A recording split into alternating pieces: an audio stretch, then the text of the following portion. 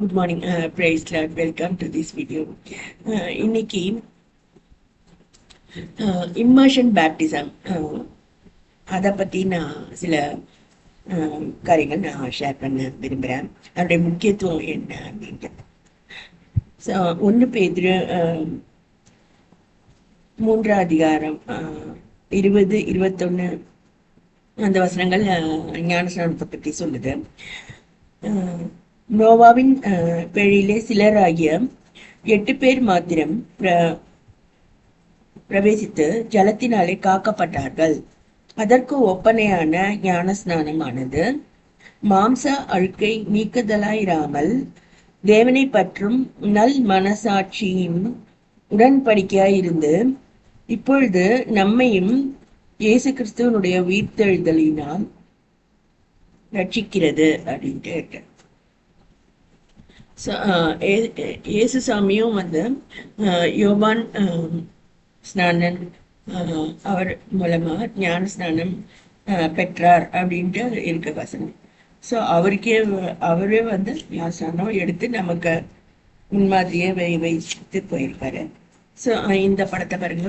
இது கிறிஸ்து ஞான ஸ்நானம் எடுக்கும்போது அவர் மேல பரிசுத்த ஆவியானவர் புறாவை போல இறங்கினார்னு சொல்லிட்டு இருக்கு. ஸோ ஞான ஸ்நானம்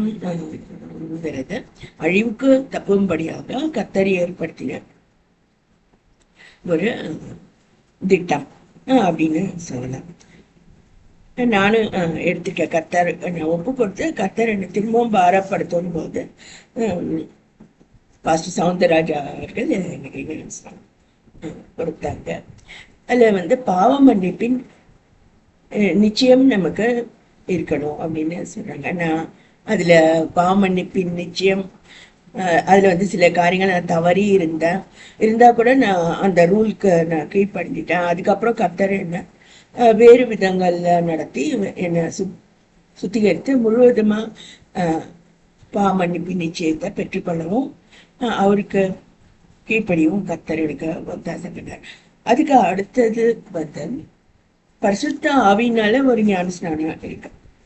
அது இந்த படத்தை பரிசுத்த ஆவியானவர் பெந்தேகோஸ்தே நாள் அப்படின்னு சொல்லக்கூடிய அந்த நாள்ல 120 பேர் எருசலேம்ல குழுமி ஜெபிக்கும் போது அவர்கள் மேல் அக்னி நாவுகள் அவர்கள் மேல் இறங்கி எல்லாரும் பரிசுத்த ஆவியினால் அபிஷேகிக்கப்பட்ட வரங்களை பெற்று அந்நிய பாஷைகள்ல பேசினாங்க அப்படின்ட்டு இருக்கு. இதையும் நான் விசுவாசிக்காம இருந்தேன். ஆனாலும் கர்த்தர் என்ன அப்படிப்பட்ட ஒரு அனுபவத்துக்குள்ள வழி நடத்தினார. விளங்கி கொள்ளக்கூடிய பாஷையே எனக்கு கொடுத்துருக்கா. அதாவது நான் விளங்காத பாஷையை பேசல. ஓரளவுக்கு உருது அந்த மாதிரி நம்ம அந்த வார்த்தைகளை டிக்ஷனரி மூலமா ஏதோ மூலமா கற்றுக்கொள்ள முடியும். அப்படிப்பட்ட ஒரு விளங்கக்கூடிய பாஷையை கர்த்தர் எனக்கு கொடுத்திருக்கிறார். ஸோ இப்படி போல நம்ம அக்னியினாலும் ஜலத்தினாலும் ஞானஸ்நானம் பெற்றாதான் கர்த்தருடைய ராஜ்யத்துக்கு நம்ம தகுதியுடையவர்களா ஆகும். அதை நான் முழுமையாக விசுவாசிக்கிறேன். அப்படிப்பட்ட அனுபவங்கள் எனக்கு இருக்கு. கண்டிப்பா நம்ம அப்படிப்பட்ட மறுபடி பிறந்த அனுபவங்கள் நமக்கு இல்லைன்னா நம்ம